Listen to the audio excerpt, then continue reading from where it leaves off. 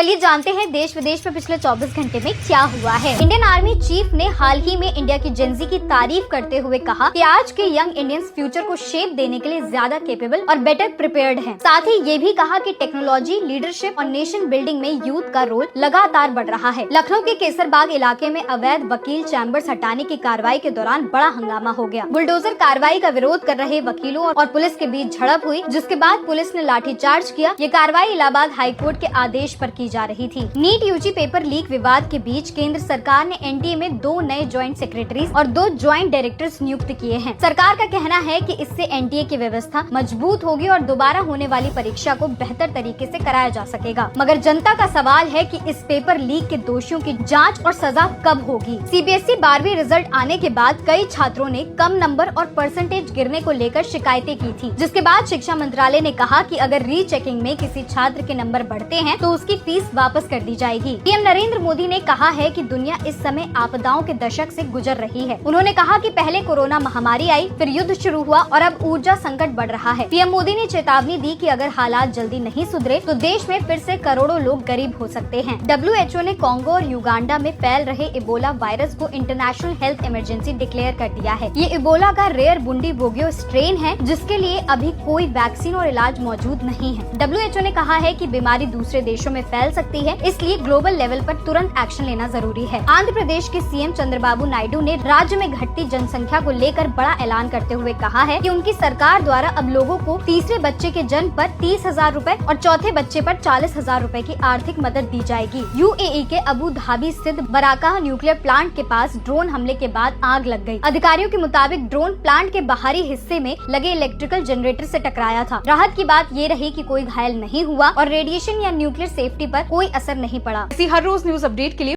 Follow करें।